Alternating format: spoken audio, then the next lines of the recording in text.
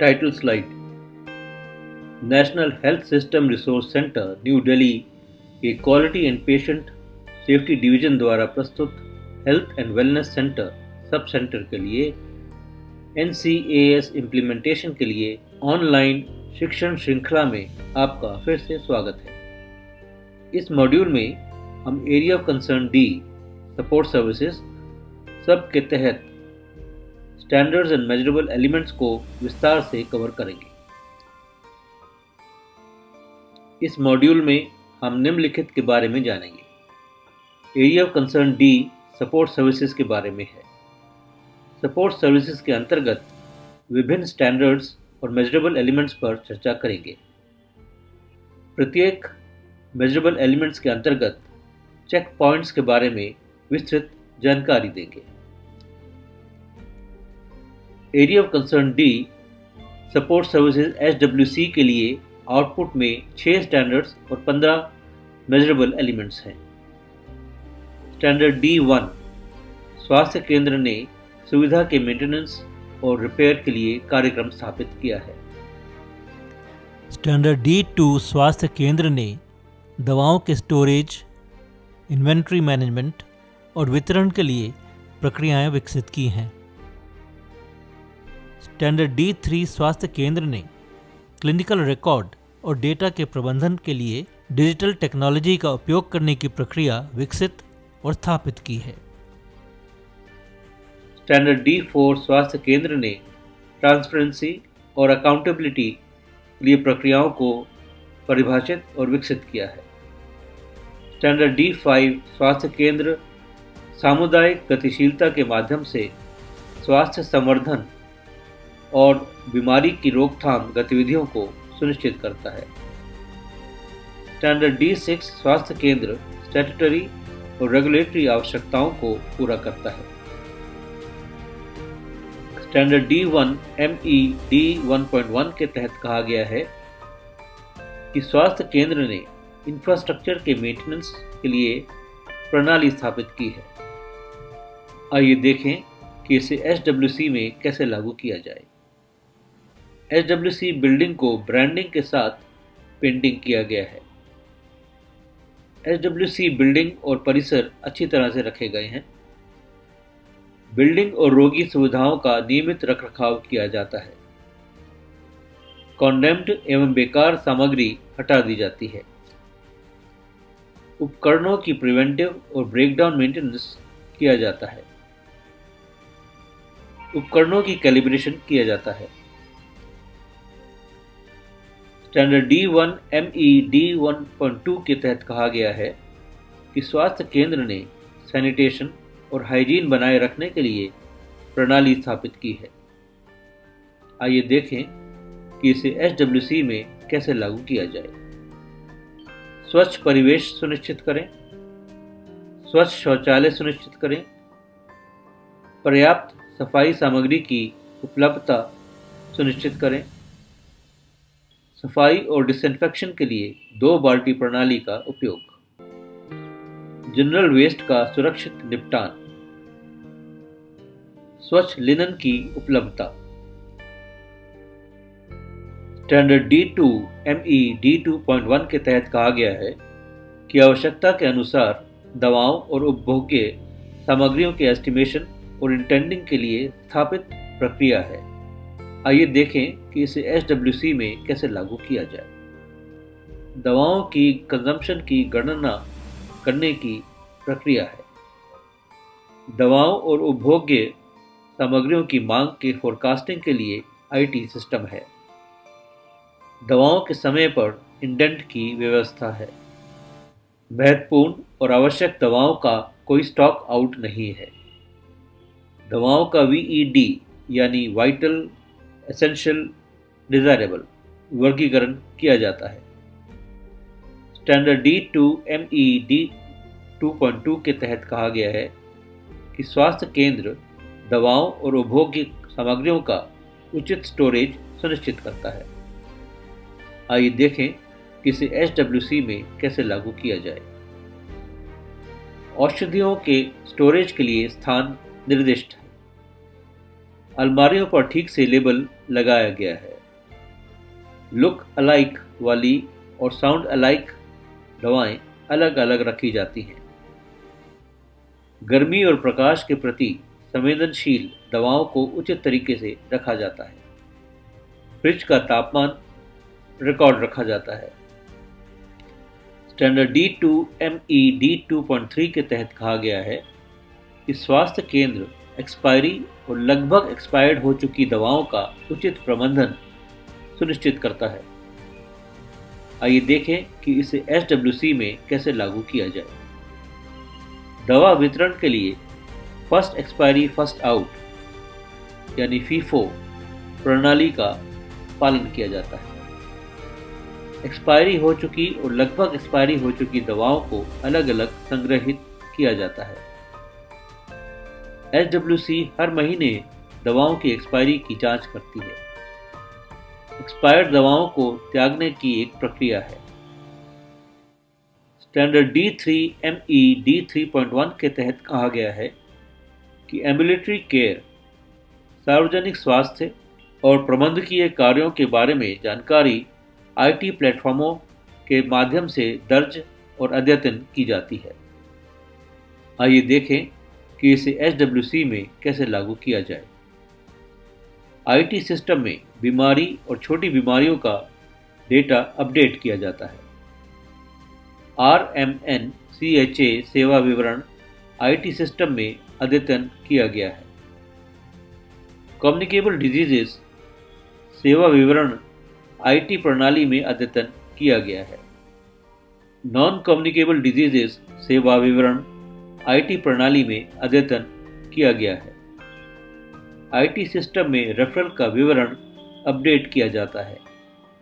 IT platforms का उपयोग निम्नलिखित के लिए किया जाता है। SWC परिणामों पर नज़र रखने के लिए, वर्क मैनेजमेंट और टास्क मैनेजमेंट के लिए, कर्मचारियों के परफॉर्मेंस की निगरानी के लिए। स्टैंडर्ड D3 ME D3.2 के तहत कहा गया है कि स्वास्थ्य केंद्र सेवाओं की जानकारी और रिकॉर्ड का सुरक्षित भंडारण, रखरखाव और पुनर्प्राप्ति सुनिश्चित करता है। आइए देखें कि इसे SWC में कैसे लागू किया जाए। SWC ने कागज आधारित रिकॉर्ड को सुरक्षित रखना और पुनर्प्राप्ति सुनिश्चित की। SWC इलेक्ट्रॉनिक रिकॉर्ड की पुनर्प्राप्ति सुनिश्चित करता है। SWC के पास विभिन्न सूचनाओं और रिकॉर्डों के लिए रिटेंशन पीरियड की नीति है।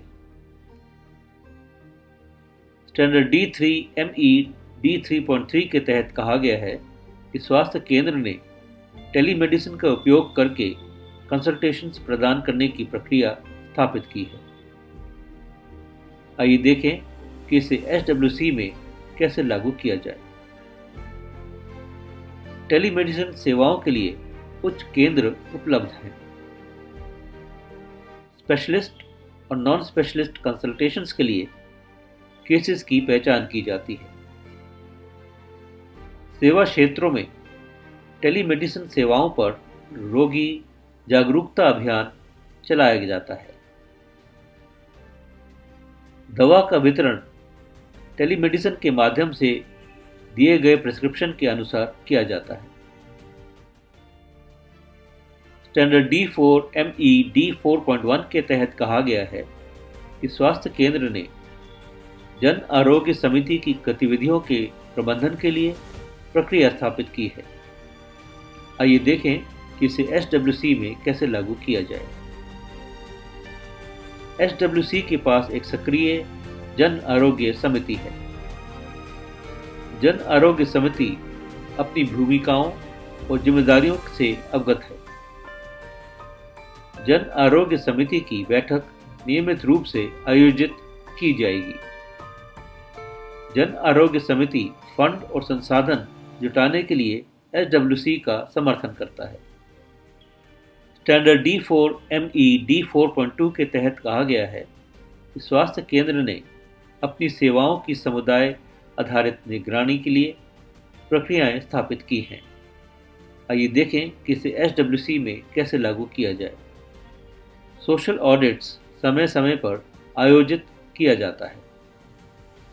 जन आरोग्य समिति सोशल ऑडिट के माध्यम से SWC की सेवाओं से संबंधित मुद्दों की पहचान करने में शामिल है।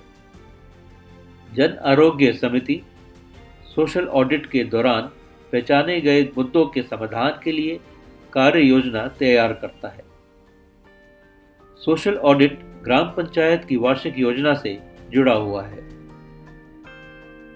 स्टैंडर्ड D4ME D4.3 के तहत कहा गया है कि स्वास्थ्य केंद्र ने कम्युनिटी हेल्थ वर्कर्स की गतिविधियों के समर्थन और निगरानी के लिए प्रक्रिया स्थापित की है। आइए देखें कि इसे SWC में कैसे लागू किया जाए।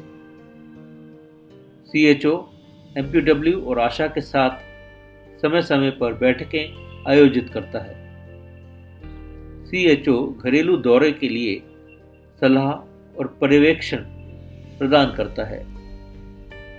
CHO VHSND और सामाजिक अभियानों के लिए सलाह और पर्यवेक्षण प्रदान करता है। PHC के मेडिकल ऑफिसर मासिक सपोर्टिव सुपरविजन विजिट आयोजित करते हैं। स्टैंडर्ड D5ME D5.1 के तहत कहा गया है कि SWC सामुदायिक स्तर पर काम करके हेल्थ प्रमोशन और डिजीज प्रिवेंशन एक्टिविटीज़ की योजना और कार्यान्वयन की सुविधा प्रदान करता है। आइए देखें कि इसे SWC में कैसे लागू किया जाए। कर्मचारी सामुदायिक स्तर की गतिविधियों जैसे VHSNC, VNHD, मंथली कैंपेन आदि से अवगत हैं। VHSNC क्रियाशील है और इसकी गतिविधियां दिशा निर्देशों के अनुसार की जाती हैं। VHND दिशा निर्देशों के अनुसार आयोजित किया जाता है। स्वास्थ्य संवर्धन के लिए अभियान चलाने के लिए सामुदायिक प्रभावकों के साथ वकालत की जाती है। स्टैंडर्ड D5ME D5.2 के तहत कहा गया है कि स्वास्थ्य केंद्र में उसके सेवा क्षेत्र की बीमारियों के अनुसार पेशेंट सपोर्ट ग्रुप्स हैं। आइए देखें कि इसे SWC में कैसे लागू किया जाए। पेशेंट सपोर्ट ग्रुप्स के सदस्य अपनी भूमिकाओं से अवगत हैं। पेशेंट सपोर्ट ग्रुप्स नियमित रूप से बैठकें आयोजित करते हैं। SWC team patient support groups के संचालन में अपनी भूमिका जानती है। स्टैंडर्ड D5ME D5.3 के तहत कहा गया है कि स्वास्थ्य सुविधा, स्वास्थ्य संवर्धन और प्राथमिक रोकथाम के लिए मल्टी सेक्टोरल कन्वर्जेंस सुनिश्चित करती है।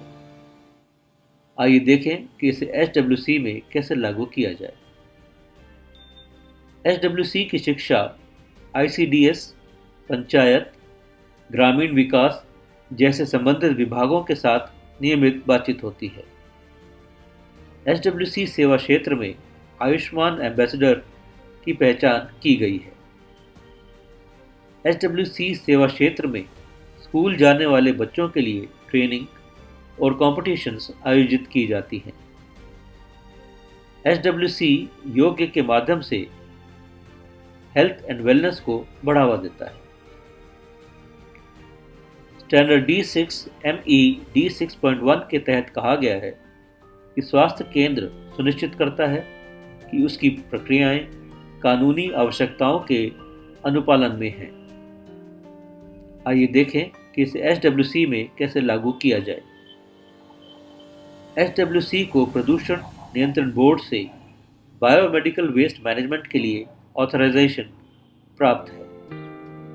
यदि गहरे दफन गड्ढों का उपयोग किया जाता है तो उसे प्रदूषण नियंत्रण बोर्ड से लाइसेंस प्राप्त होना चाहिए।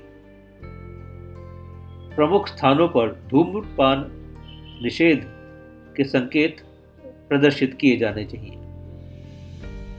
लागू कानूनों और सरकारी आदेशों की प्रतियां SWC पर उपलब्ध हैं। धन्यवाद।